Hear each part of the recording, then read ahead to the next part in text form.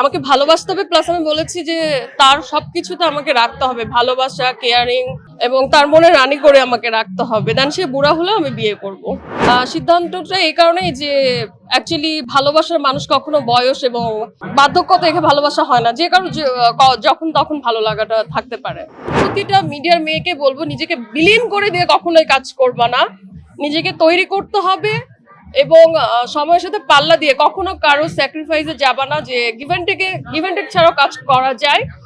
সবাই ভালোভাবে কাজ করবে এবং সৎভাবে কাজ করার চেষ্টা করবে, কাজ তোমার কাছে আসবে।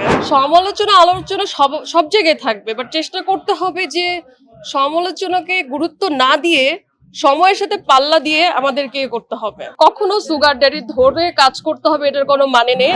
আলহামদুলিল্লাহ অনেক ভালো চলছে। আজকে এসেছি শো করতে।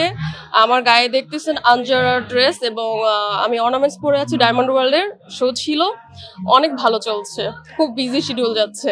মানুষ যদি চায় যে আমি কাজের ভিতরে থাকবো, কাজ অবশ্যই ধরা দিবে। ওইটা তো আসলে নাম বলা যাবে না, আপনি জানেন।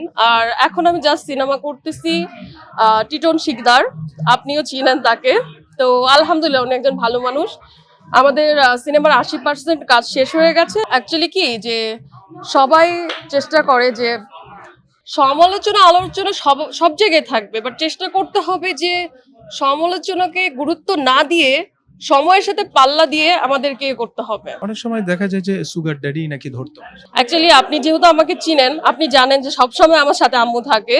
তো কখনো সুগার ড্যাডি ধরে কাজ করতে হবে এটার কোনো মানে নেই। আমি হচ্ছে সুন্দরী প্রতিযোগিতা থেকে আসছি, বিউটি প্রেজেন্ট থেকে। এখন বেশ কাজ নিয়ে আমি বিজি আছি। কোনো সুগার ড্যাডি আমার ছিল না এবং নাই। আমার সব সময় আপনাদের দোয়া এবং আম্মুর দোয়া, ভালোবাসার জন্য আমি এত কাজ করছি। আপনি বলেছিলেন যে আপনাকে ভালোবাসবে, সেটা বুড়ো হলেও সুগার ড্যাডি হলেও আমি বিয়ে করব। অবশ্যই আমাকে ভালোবাসতে হবে, প্লাস আমি বলেছি যে তার সবকিছুতে আমাকে রাখতে হবে, ভালোবাসা, কেয়ারিং, এবং তার মনে রানী করে আমাকে রাখতে হবে। দেন সে বুড়া হলে আমি বিয়ে করব। এটা কি সঠিক সিদ্ধান্ত? হ্যাঁ, সঠিক। সিদ্ধান্তটা এই কারণেই যে অ্যাকচুয়ালি ভালোবাসার মানুষ কখনো বয়স এবং বার্ধক্য দেখে ভালোবাসা হয় না, যে কারো যখন তখন ভালো লাগাটা থাকতে পারে।